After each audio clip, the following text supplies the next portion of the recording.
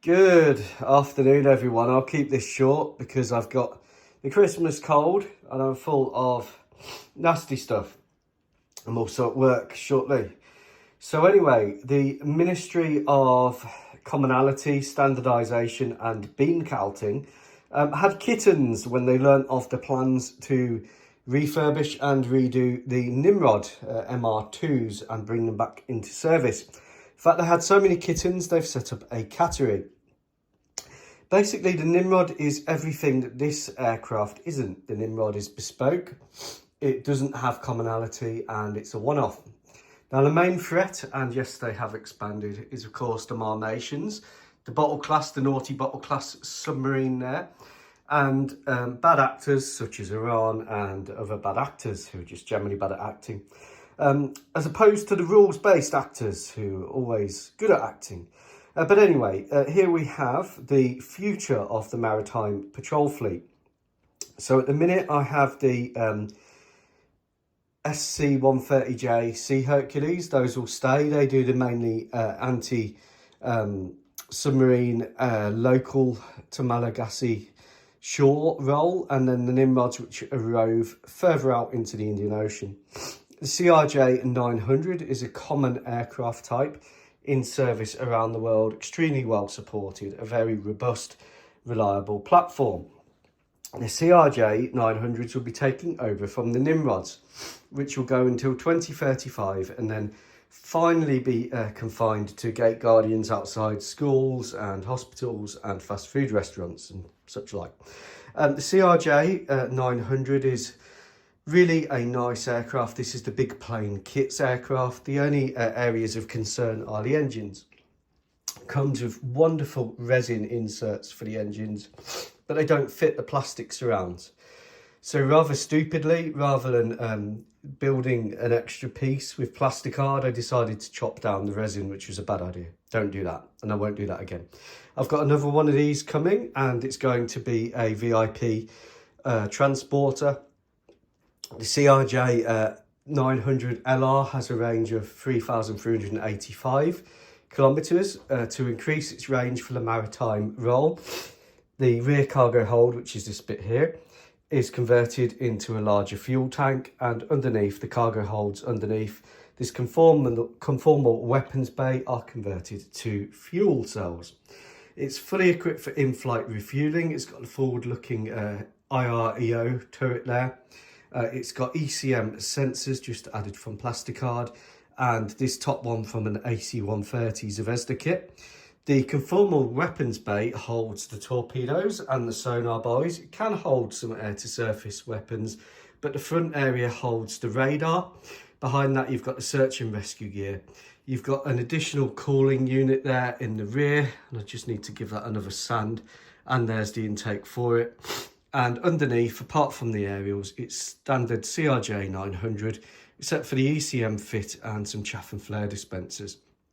So overall, these could be returned straight back into civilian service if needed by removing the interior fit and the conformal weapons and radar sensors.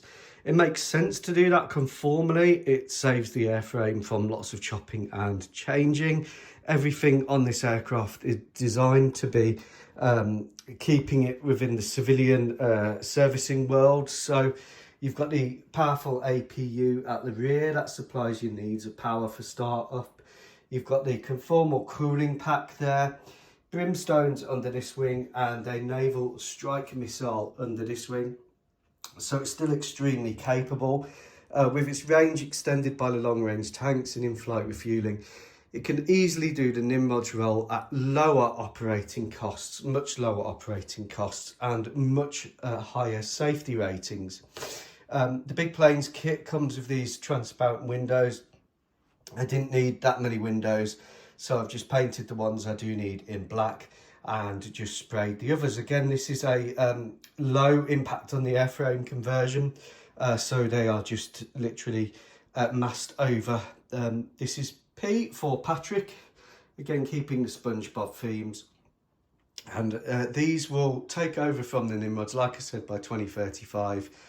Low rate production, 1 or 2 a year, to a fleet total of 12.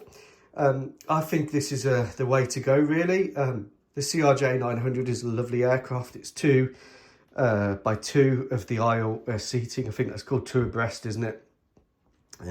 You've got the operator consoles in here. You've got a rest area for the crew at the rear where the toilets are. It's just a much better way, I think, of doing it. You either go down the 737, the Poseidon route, or for me, the CRJ-900, as I had one in the loft, which I didn't know what to do with.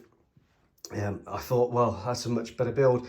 The cockpit is lovely and detailed on this thing. You can't really see it, but it's got the full cockpit interior. It doesn't have any passenger interior, and that's why I've done the windows black.